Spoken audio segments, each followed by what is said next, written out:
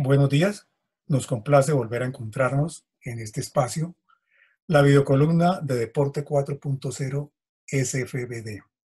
Esta es una columna temática que tiene como propósito presentar hoy día el entorno inmediato de los cambios, de las transformaciones del deporte bajo otra perspectiva, lo que ha pasado en los últimos 50 años a partir de dos componentes centrales: de la corporalidad, el movimiento lúdico y las técnicas corporales como una asociación conjunta, y el otro componente, el de la relación de lo lúdico con lo laboral, el etos del trabajo y el etos lúdico. Esa influencia mutua que hemos tratado en las reuniones anteriores en el paralelo de la relación deporte-revolución industrial, como fue su origen del deporte en su primera parte. La temática nos remite a la percepción interna y externa de la corporalidad, es decir, desde la cultura somática, concepto propuesto por Volker Ringner en 1984, que tiene que ver con las normas y valores de una sociedad con relación a las interpretaciones, a la semántica, a la semiótica de la corporalidad como proceso hacia el interior del individuo dialógico y hacia el exterior, como construcción social. Esas dimensiones de la cultura somática tienen que ver con el cuerpo y el trabajo, con el cuerpo lo erótico, con el cuerpo en manifestaciones como hoy en día, cuerpo tatuado, cuerpo teñido, cuerpo que está expresando mensajes de comunicación a través del medio, como cuerpo gratificador, un cuerpo protegido, a veces un cuerpo herido, agredido, thanatos, un cuerpo lúdico del eros, un cuerpo liberado, un cuerpo buscando liberarse, un cuerpo íntegro, un cuerpo dualista. Entiendo el cuerpo como integralidad, no únicamente con la parte física de tener cuerpo. Estas presentaciones y reflexiones las tomó Ringner, y hoy en día nosotros planteamos la modalidad 4.0 a partir de análisis de las macro tendencias, las mesotendencias, las mini tendencias y las micro tendencias. Vamos a aclarar estos términos.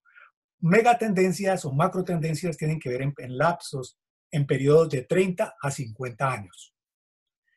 En el caso de los modelos de deporte, el deporte tradicional tuvo más de 300 años. Me refiero al modelo competitivo. El deporte empezó a cambiar hace unos 50 años, a diferenciarse en modelos. Es decir, los modelos de deporte son megatendencia. Deporte salud, deporte amplio, que incluye deporte para todos y de tiempo libre. El deporte de nuevas tendencias empezó en los años 90, dicen algunos con un nuevo evento que se hizo, pero otros lo remiten a unos ensayos anteriores que hubo en los años 70. Es decir, ya lleva un buen lapso. Y el deporte electrónico como tal empezó en los años 90 a tomar el auge, más de 30. Pero las nuevas tendencias deportivas, realmente la presión está en los años 70, cuando empezó a producirse la explosión de actividades deportivas que hablamos, que eran 60 en los años 60, y a esta altura del partido, en el siglo XXI, segunda década, son más de 450 actividades deportivas. Las tendencias son de 10 años. Son algunos juegos o actividades que están en ese lapso. Y otros son las modas o tendencias tecnológicas en innovación de productos y servicios, tomándolo como tendencias en el sentido general, y toman 5 años. Y las tendencias de diseño o algunas tendencias de moda corporalidad se referencian a 2 años, las microtendencias. Corresponden a estrategias de marketing, a curiosidades, o por ejemplo, teñirse el pelo de mono, que colocaron algunos deportistas. Vamos a ver cuánto tiempo dura lo del cuerpo tatuado que están mostrando algunos. Esto en cuanto a la parte instrumental reducida de los cambios. En la parte amplia nos referimos a la investigación de futuro. Y la investigación de futuro nos tiene que remitir a aspectos de estos cambios que hemos mencionado anteriormente, pero en la línea secuencial del tiempo, mirando lo probable, lo posible, lo real, lo factible, lo deseable y lo evitable, con relación a los impactos sociales. En ese caso, el tránsito se hace de la homogeneidad a la heterogeneidad, y por eso se presenta un nuevo universo deportivo. Se pasa de un modelo homogéneo de competencia, de alto rendimiento, con todos los modelos agonísticos, desde que surgió el deporte en Inglaterra en el siglo XVII con la Revolución Industrial, hasta finales del siglo XIX, con un predominio en lo técnico, enfocado a la competencia, enfocada en desarrollar niveles de rendimiento, desde la oferta, no desde la demanda, unos altos costos de infraestructura, diferencias tecnológicas y con problemas de comunicación. La heterogeneidad son diferentes modelos de deporte, diferentes niveles de rendimiento, donde entra también el aprendizaje, la diversión, el entretenimiento, la opción para la salud, porque el rendimiento no es únicamente competir frente a un cronómetro o contra un centímetro, un gramo, un segundo. Rendimiento es la satisfacción de superar una dificultad o adquirir una nueva habilidad. Diferentes formas de organización consecuencialmente, pero si miramos las estructuras de los sistemas de deporte, en la actualidad están focalizados al modelo anterior de la homogeneidad. No han dado el cambio cualitativo estructuralmente ni funcionalmente. Están desde la oferta y no desde la demanda en lo que requieren los diferentes grupos poblacionales. Hoy en día con la tecnología hay una relatividad de los lugares y la presencia y hay una serie de cambios que muestran la heterogeneidad. Estructuralmente se da un cambio en las organizaciones, en los servicios profesionales, en los deportistas como centro que reciben este influjo, en el entorno institucional, sociodemográfico, en otros sistemas sociales y en las condiciones, en los espacios y facilidades. Todo esto es un sistema en un entorno interno y un entorno externo del que hemos hablado en las dos reuniones anteriores, de los aspectos macro, sociohistóricos, socioeconómicos, sociopolíticos. Esta es una síntesis de la estructura bajo la teoría de sistemas de Niklas Luhmann y que nos remite a que hay un sistema de deporte que es mucho más que es un sistema administrativo. Nos remite a un enfoque de una integración conceptual, funcional, de estructura con base en corporalidad, movimiento, conducta lúdica, técnicas corporales, motivaciones. A eso obedece la estructura del deporte como sistema moderno desde el punto de vista del sistema social. Los otros son modelos copiados, perdón, de la teoría de sistemas de input-output o de partes y elementos de las partes. Bueno, ok. Entonces, este es del aprendizaje social. Hay unos cambios de la moral tradicional en el deporte. Los nuevos modelos de deporte son más subjetivos, con liberación de la presión de rendimiento, liberación de la subjetividad, una técnica subordinada a la vivencia, a la experiencia, a cómo me siento. Un grupo de no se pierde la moral tradicional, esa se conserva. Y está muy bien que se conserve y no atacamos la competencia con su predominio técnico, la especificación de reglas, los grupos homogéneos de juego, pero hay otros enfoques producto del desarrollo social donde entra la tranquilidad, la vivencia, la salud. Por ejemplo, el modelo de rendimiento anteriormente en los años 60 era por saber cotidiano de experiencia. A partir de los 90 es con un racionalismo científico donde la presencia tecnológica, la profesionalización de funciones, la participación directa, indirecta del espectador, la diferenciación de los reglamentos, la diferenciación de las organizaciones es algo que lo caracteriza y hay una proyección del espacio desde el punto de vista sociopolítico, socioeconómico. Anteriormente eran las discusiones de amateur y profesional, hoy en día han desaparecido estas discusiones. Los modelos de deporte son diversos y son intersistémicos, interactúan con otros sistemas sociales. Ringnar en 1982 planteó el de salud por investigaciones sociodemográficas, no hechas desde la oficina de Ringnar, ni desde la Universidad de Colonia, donde él trabajó y donde fue director del Instituto de Sociología y profesor nuestro. Él hizo investigaciones sociodemográficas, empezó en los 75 y en el 82 hizo este planteamiento del semicírculo donde está la salud con mayor demanda, el rendimiento con la población joven concentrada y la diversión a los diferentes grupos de edad. Luego Digel en 1984 plantea 5 modelos, el de show, el de competencia, muy relacionados, uno con más efecto comercial, el otro de competir, de agonismo, antagonismo, el de tiempo libre de diversión, el de acción social y el alternativo, que algunos llaman de malabares, etcétera, pero son nombres que se han dado. Y la teoría tradicional ha sido la de la teoría de la pirámide, la élite, el deporte recreativo, el deporte formativo, que, como hablamos en la anterior oportunidad, fue reevaluado por el modelo de columnas, donde con una inversión, con pocas personas, pero con ciencia, con dinero y con trabajo sistemático, se puede desarrollar con una población de 200, se puede producir un impacto mundial, como lo produjo el tenis en 1985 en Alemania con Boris Becker y la historia que ya contamos. Todos los modelos de deporte los han planteado autores como Ringnar en el 82, Heinemann en 1983 y Digel en 1984. Queda para que ustedes lo consulten. Los últimos pensamientos de megatendencias de estos modelos deportivos dan con las siguientes necesidades. un panorama tradicional que existe y se existirá y se conservará de competencia y de alto rendimiento. Unos nuevos panoramas que han incursionado como megatendencias con cambios de percepción, comunicación e interpretación con relación a la enfermedad, el modelo de deporte y salud o el modelo de salutogénesis en torno a la salud, no únicamente en torno a la enfermedad. Los cambios de ideales de personalidad, la liberación del individualismo y la subjetividad llevan a que hay dos fenómenos muy claves que recogen esto. Del deporte para todos o el deporte amplio que incluye el de tiempo libre y diversión, y el otro modelo, el deporte de nuevas tendencias, de los jóvenes particularmente. Y uno que es transversal a todos, que es el deporte electrónico. Estas son las demandas que han habido a través de la historia. Vamos a la siguiente.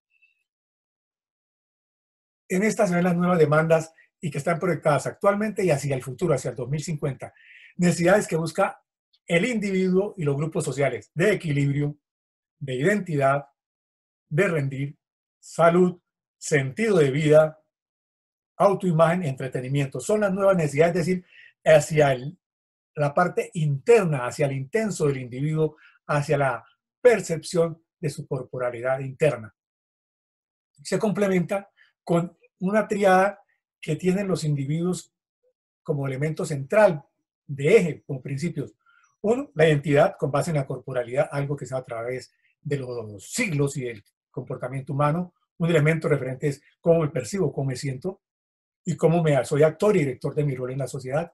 La otra parte de vitalidad ha cogido gran importancia en esta sociedad. Igualmente el desempeñarse, no únicamente para que lo miden, para que lo cuantifiquen, sino sentirse bien con lo que se logra, con lo que satisface, con el desarrollo de nuevas habilidades, de nuevas competencias, con resolver situaciones. Esa es la nueva teoría del deporte para el 2050. Esto se desarrolla con base en el Zukunftsinstitut en Frankfurt. La semana entrante estaremos en un congreso de las tendencias futuras y plantean en el deporte un gran bloque que es el deporte y salud, deporte abierto a los espacios libres, las nuevas manifestaciones de la corporalidad para diferentes edades, adultos mayores, para el deporte paralímpico, las personas en situación de discapacidad, con las prótesis modernas, prótesis que también, elementos y desarrollo que utilizan para el deportista en estado de no discapacidad, desarrollos modernos en los gimnasios, desarrollos de prácticas atractivas y no convencionales, donde la participación de la mujer es amplia y ha contribuido a diferenciar el estilo de dirección, no el sano sanote puro machote de ciencia, las nuevas técnicas corporales de los jóvenes buscando ante los encierros que tienen estos multifamiliares y los espacios a buscar posibilidades con su corporalidad, con la naturaleza, nuevas formas de agarre sin ayudas, las ha asumido en las nuevas competencias olímpicas, las formas de entrenamiento de la escalada deportiva.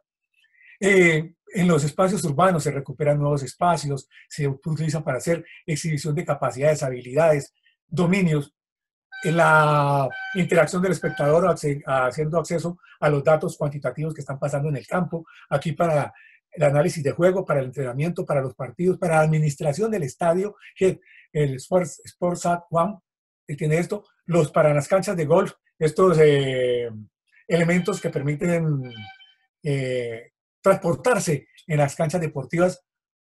En la oficina uno puede incorporar su banda rodante y tener las mediciones de su frecuencia cardíaca, y estas son las nuevas modalidades de oficina donde uno puede tener tanto las pantallas para el trabajo moderno como las pantallas para diversión con deporte electrónico. Y una tendencia a la del cuerpo que hablábamos anteriormente es la del cuerpo tatuado, la del cuerpo que comunica, que expresa en la corporalidad. Hay unos desarrollos que nos plantea en la pregunta Nubia Miranda, Irma Díaz en Miami, Andrés Felipe Sepúlveda de la Universidad Manuela Beltrán, una comunidad amplia que está pendiente de estas charlas, esta columna temática, videocolumna, Pedro Llanza en la Universidad del Cauca, Gildardo Ruiz, hombre dinámico de Arcopref, y el profesor Luis Alberto Pérez de la Facultad de Administración de la Universidad del Valle. Ellos nos preguntan sobre los desarrollos de la postcorporalidad y si hay unas previsiones ya sobre la corporalidad del futuro.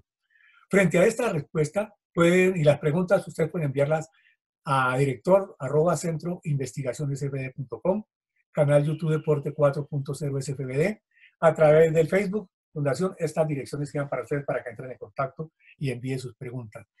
Vamos a darle respuesta. Este es el primer cyborg humano. El primer cyborg humano que tiene una antena que interactúa con su sistema nervioso y en particular con su sistema visual, permitiéndole ver los colores y ver colores que no son perceptibles a nosotros, los humanos convencionales. De esta parte estaremos hablando en una próxima charla, pero esto ya es la relación de la ampliación de las capacidades y potencialidades humanas. Aquí tenemos el hombre biónico, pero no el hombre biónico de la televisión de los años 80 y 90, sino un hombre biónico que trabaja con el MIT en Massachusetts, que tiene unos sensores y unas articulaciones que no interactúan con el sistema nervioso, pero que él puede, a través de estos sensores y microchips, saltar, bailar y correr. Podemos mirar las capacidades.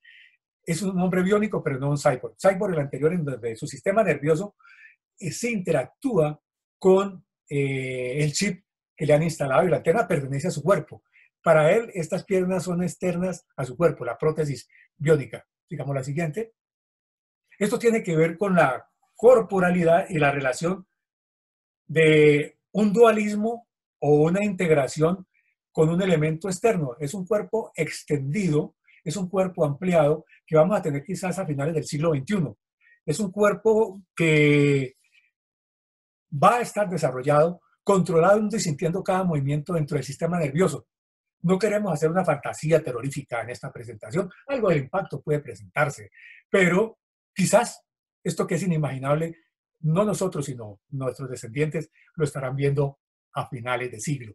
Mientras tanto, hay una realidad que es la del deporte versus COVID-19, donde los espacios nos están colocando a distancia nuevas formas de relacionamiento con la corporalidad propia, con la corporalidad social. Ya algunas actividades de espacio público se han revertido hacia el espacio privado y algunas del espacio privado estamos mirando cómo las transferimos hacia lo público, pero es bastante difícil y está creándose un distanciamiento que nos va a llevar poco a poco a este tipo de encuentros en los parques. Por ahora y mientras estemos en la fase de control social y distanciamiento social. La perspectiva científica de estas observaciones son algunas empírico-estadísticas en el Instituto de Zoología del Deporte de la Universidad de Colonia, al mando del profesor Foskar Rigner, y lógicamente siguiendo la asesoría de Niklas Luhmann, teoría de los sistemas sociales, con elementos de hermenéutica, fenomenología dialéctica, investigación-acción participativa, observación sistemática, análisis funcional, manifestaciones reales, ontología de las diferencias, pensamiento ecológico, teoría de la observación, la autorreferencia, la de Maturana y Varela, la autopoiesis, la paradoja, el sistema de tiempo, el riesgo, la clausura, la complejidad, serían unos elementos que complementamos con la siguiente información de orden teórico. La perspectiva nuestra es sociológica y la perspectiva que estamos presentando aquí, los materiales de referencia bibliográfica, son la óptica sociológica de estos autores. Nos falta en la teoría de enfoques sociológicos al profesor Karl-Heinz Bethe, que en este siglo ha trabajado lo mismo que profesores Klaus Hay de la Universidad de Tübingen, la teoría de sistemas sociales de Luhmann y Rigner, las teorías tradicionales estructuralistas de Parsons, que fueron superadas por Luhmann, Inglehart en la teoría de los cambios de valores, Digel el cambio de modelos deportivos y Rigauer, un hombre de corte socialista. Los enfoques sociohistóricos de Foucault, Parleva, Lebus, algunos conocidos por usted, y unos muy importantes se han tomado un valor nuevo, que son los antropólogos sociales de comienzo del siglo XIX, Mead, Gertz, Age, nuevo que lo retomó, Evans de comienzos del siglo XX, y donde fotografías, análisis de la corporalidad, situaciones sociológicas en un contexto, permiten interpretaciones que luego desarrollaron Luhmann, Rigner, Bourdieu y Arregui. Y autores de variables de sociohistóricas de control social como Norbert Elias, Eric Danin, Eichberg y Rigauer. Esta es la presentación que hemos presentado para ustedes en esta columna temática del día de hoy. Quedamos atentos y para encontrarnos en una próxima oportunidad donde estaremos abordando el tema de los modelos de deporte. Que tengan muy buen día y feliz mes.